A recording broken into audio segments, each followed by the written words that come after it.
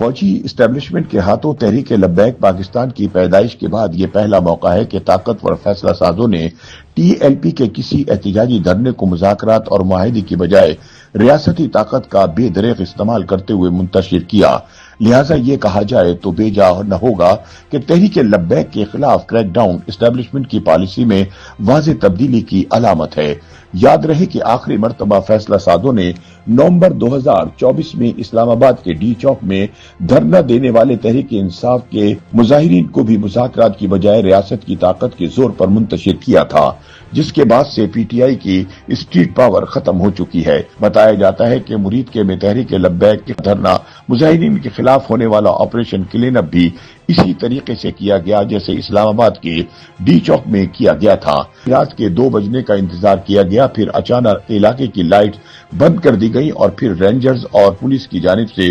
Operation clean up شروع کر دیا گیا۔ یاد رہے کہ ٹی ایل پی نے چند روز قبل بظاہر فلسطینیوں سے اظہار یکجہتی کے لیے احتجاج کا آغاز کیا تھا، تاہم اس دوران غزہ امن معاہدہ ہو گیا، لیکن تحریک لبیک نے اپنا احتجاج جاری رکھنے کا فیصلہ کرتے ہوئے یہ اعلان کیا کہ وہ اسلام آباد میں امریکی ایمبیسی کے سامنے پہنچ کر مظاہرہ کریں گے۔ اس دوران فیصلہ سازوں کو مظاہرین سے مذاکرات کا مشورہ بھی دیا گیا، لیکن بالآخر ایک بڑے کریک ڈاؤن کا فیصلہ ہوا جس کے نتیجے میں احتجاج کرنے والے مظاہرین منتشر ہو گئے۔ اس دوران ایک ایس ایچ او سمیت چند پولیس والوں کی جانیں گئی اور کچھ مظاہرین بھی مارے گئے۔ یہ اطلاع بھی ہے کہ تحریک لبیک کے بانی علامہ خادم حسین رضوی کے بڑے صاحبزادے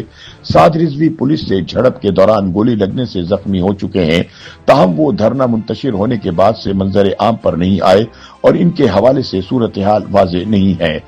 سیکورٹی تجزیہ کار اگرچہ متفق ہیں کہ مذہبی انتہا پسند گروہوں کے خلاف کارروائی ضروری ہے، تاہم وہ حکام کے طرز عمل پر اختلاف رکھتے ہیں۔ کچھ کا ماننا ہے کہ اس وقت کارروائی کی ضرورت نہیں تھی اور معاملہ کسی اور طریقے سے حل کیا جا سکتا تھا، جبکہ دیگر کے مطابق یہ ایک نایاب موقع ہے جب ریاست نے مذہبی بنیادوں پر کیے جانے والے احتجاج کے خلاف سخت موقف اختیار کیا اور ریاست کی کھوئی ہوئی ریٹ بحال کی۔ یہ بھی کہا جا رہا ہے کہ تحریک لبیک کے دھرنے پر کریک ڈاؤن کا فیصلہ عسکری قیادت کی منظوری سے ہوا اور اس کا بنیادی مقصد یہ پیغام دینا تھا کہ اب پاکستان میں جتھوں کو اپنی طاقت دکھانے کی اجازت نہیں دی جائے گی۔ سیکورٹی تجزیہ کار عامر رانا کا کہنا ہے کہ کچھ عرصے سے تحریک لبیک والے باقاعدہ منصوبہ بندی کے تحت مذہبی اقلیتوں کے خلاف سرگرم ہو چکے تھے۔ اس کے کارکنان اللہ اور اس کے رسول کے نام لیوا ہونے کے باوجود گلی محلوں میں بدماشی کر رہے تھے، لوگوں کو گستاخ رسول قرار دے کر نہ صرف بلیک میل کیا جاتا تھا بلکہ انہیں گرفتار بھی کروا دیا جاتا تھا۔ ایسے میں ٹی ایل پی کو ریاستی ریٹ دکھانا ضروری ہو گیا تھا۔ تجزیہ کاروں کا کہنا ہے کہ اگر ریاست نے اب واقعی فیصلہ کر لیا ہے کہ ایسے عناصر کی پرورش نہیں کی جائے گی تو اسے اس موقع پر ڈٹ کر قائم رہنا چاہیے اور ماضی کی طرح انہیں اپنے مقاصد کے لیے استعمال کرنے کا خیال دوبارہ ذہن میں نہیں لانا چاہیے۔ تاہم تجزیہ کاروں کا کہنا ہے کہ تحریک لبیک پاکستان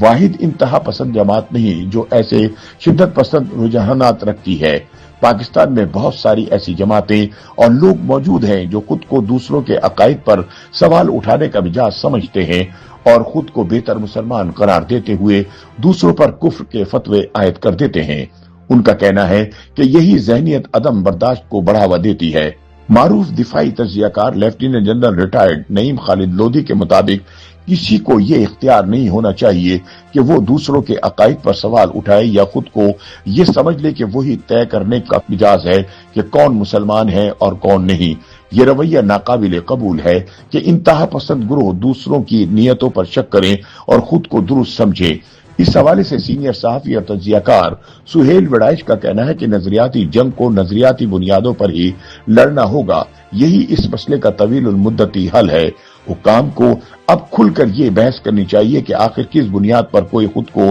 بہتر مسلمان سمجھ کر دوسروں پر برتری جتاتا ہے۔